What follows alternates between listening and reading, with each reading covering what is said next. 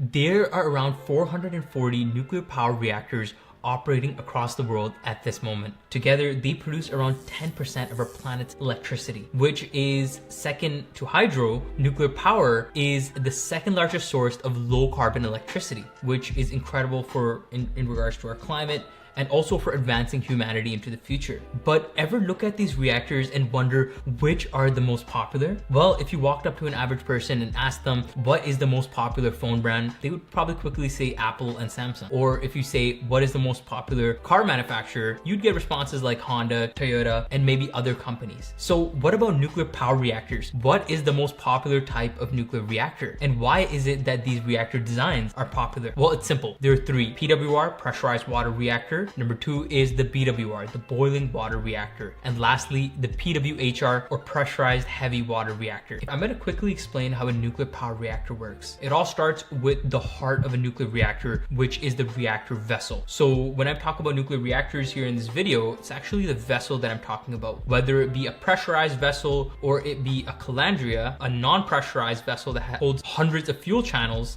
this is where the fuel is stored. So fuel is uranium dioxide. It could be enriched or non-enriched, which is cooled by water. Nuclear fission takes place within these reactors, which is used to heat up water, which creates steam and then is used to spin turbines. It's very simple. In the entire process, there's zero greenhouse gas emissions produced, which is incredible because as a world, we're trying to reduce our emissions and also mitigate the effects of climate change. All right, so let's deep dive into the most popular nuclear power reactor design, which is the PWR, or the Pressurized Water Reactor. So like I said before, this is an American reactor design. The very first PWR to ever be deployed for a power reactor was the Shippingport Atomic Station. This was a PWR based off a submarine reactor, which was sized up. Now, what does it look like? It's a large cylindrical vessel which holds the core of a nuclear reactor. Now, the reactor pressure vessel, or the RPV for short, is the heart and core of the reactor. This is where the action happens.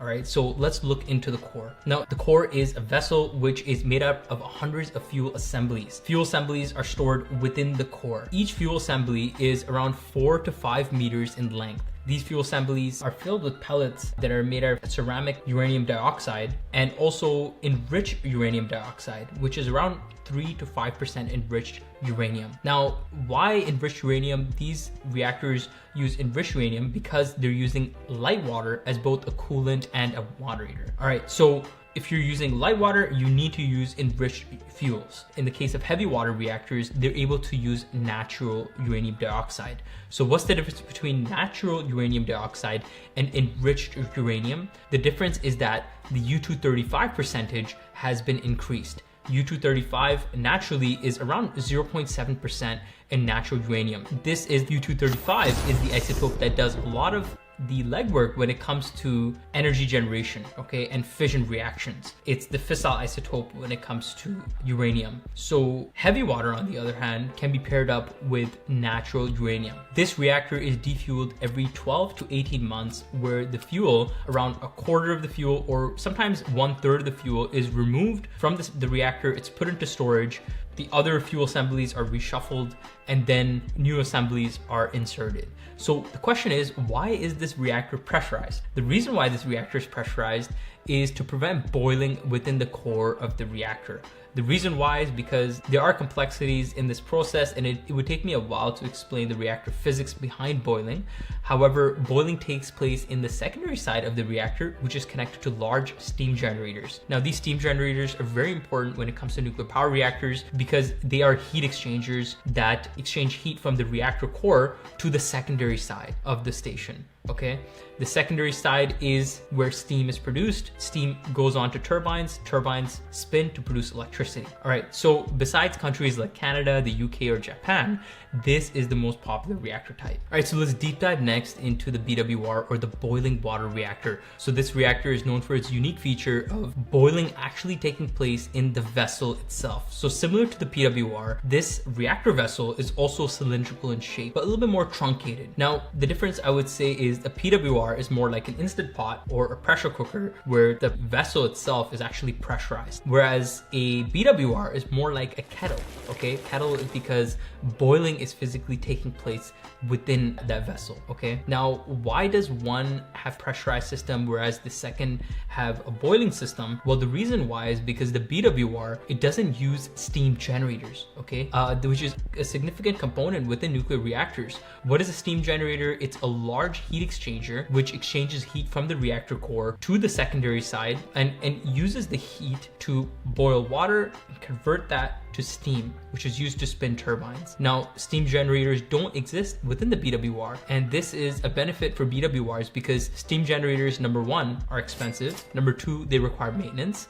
And number three, the reactor itself works very differently. It almost has equipment that mimics that of a steam generator within the BWR itself. Now, similar to the PWR, there are many similarities. However, another difference is the fuel itself. Okay, so a BWR has 4 fuel assemblies that have a cruciform shaped control blade in the middle, which are called fuel modules. Okay, so control blades in BWRs, instead of control rods like in PWRs, these are called control blade. Okay, and in a BWR, the control blades come from the bottom up instead of from the top down. And this is very different from how most reactors work. What are control rods? What are control blades? Well, they're made out of a metal called cadmium, which absorbs neutrons. Once these blades go up or rods come down, they absorb neutrons and are able to stop a nuclear reaction. So also enrichment levels are very different in different parts of the reactor as well. So lower enrichment can be found on the outside of the vessel, whereas once you go toward the center, there is a higher level of enrichment. All right, so the next reactor type I'm gonna go into is my favorite. It's called the CANDU, the Canadian Deuterium Nuclear Reactor, or the PWHR. Now, CANDU reactors are very different from PWRs and BWRs. We can start off with the vessel, the reactor vessel itself. Now, you'll see that the shape of a PWR and BWR is a cylindrical shape, whereas when it comes to a CANDU, it's more of a circle, right? It's not necessarily a circle, but if you take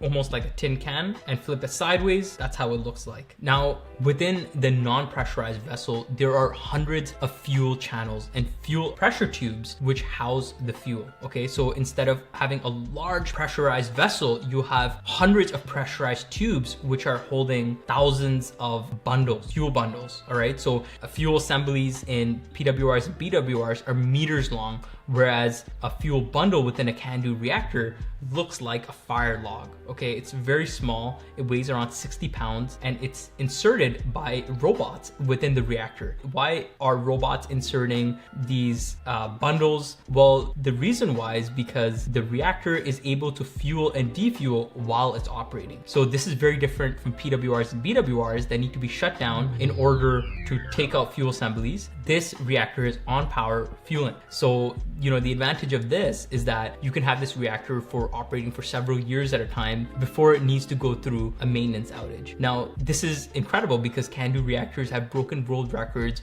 across the world for having remained online for years at a time. Another difference is the fuel itself. So CANDU reactors use natural uranium instead of enriched uranium. And the reason why is because CANDUs use a heavy water moderator and coolant. The difference between heavy water and light water is that heavy water has increased neutron efficiency. Okay, so when fuel is going through fission within a heavy water moderator, it can more efficiently go through fission, hence why natural uranium, which has a lower U-235 percentage, can be used. Okay, so heavy water is a great moderator and coolant. This reactor also has steam generators, and very similar to that of a pressurized water reactor, goes through the same process. So the differences between the PWR and the PWHR or CANDU is that one uses heavy water, one uses light water. One has a very different reactor arrangements, and the second one is more of a standardized pressurized cylindrical shape. And there you have it. There is 3 of the most popular reactor types across the world, which are the PWR, BWR, and PWHR or CANDU reactor.